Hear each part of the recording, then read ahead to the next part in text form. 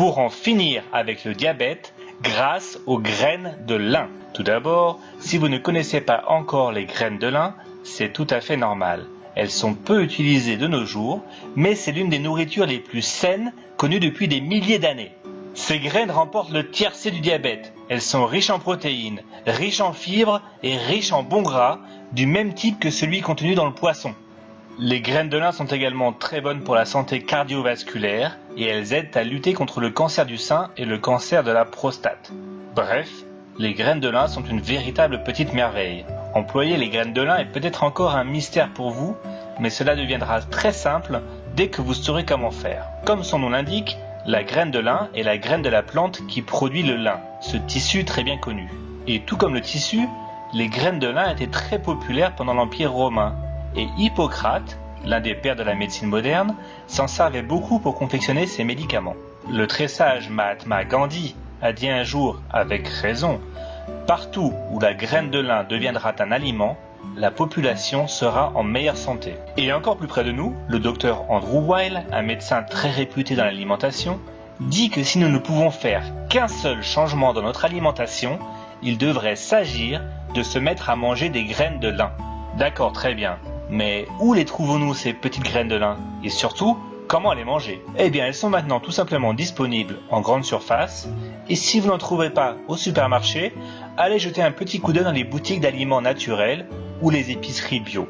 Les graines de lin existent de deux couleurs, une couleur plutôt dorée et une autre plutôt brune. Les deux couleurs de graines de lin ont en fait les mêmes qualités nutritionnelles, donc vous pouvez juste choisir la couleur que vous préférez. Elles ont un goût très agréable de noisette et elles sont riches en protéines et en fibres. Elles sont aussi une bonne source de magnésium, un minéral qui est très important pour une bonne maîtrise de la glycémie, car il aide les cellules à absorber l'insuline.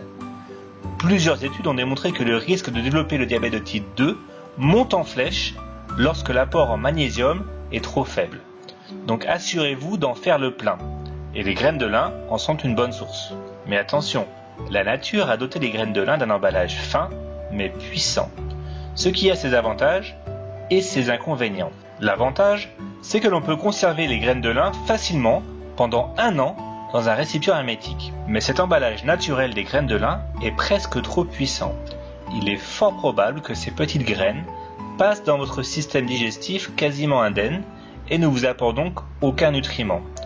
C'est pourquoi il faut les mâcher très bien, mais ce n'est pas du tout facile.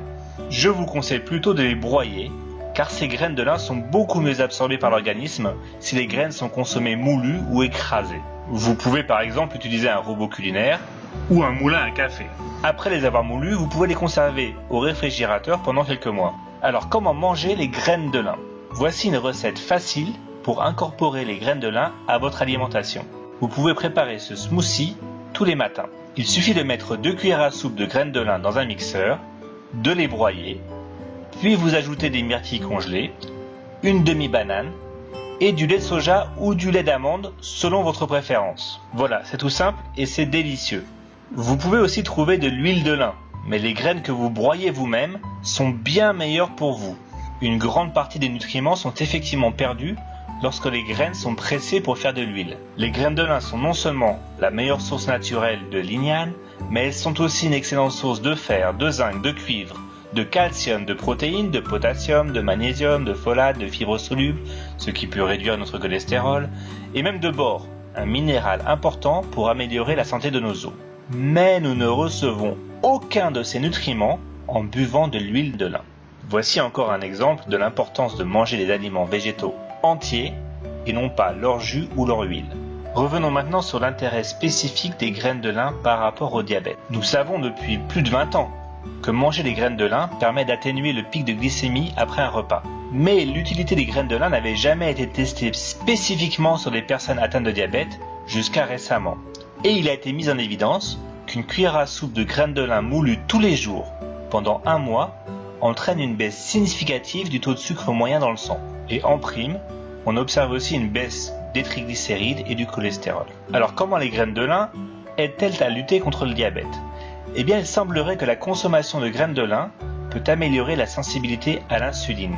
Et bien que les graines de lin soient plutôt grasses, aucun gain de poids n'a été signalé chez les personnes qui ont ajouté des graines de lin à leur régime pendant 3 mois. En fait, il semblerait même qu'au contraire, cela aide à faire perdre un peu de graisse autour du ventre. Voilà, c'est fini pour cette vidéo sur les graines de lin.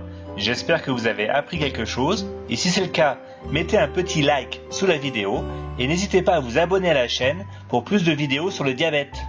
À bientôt!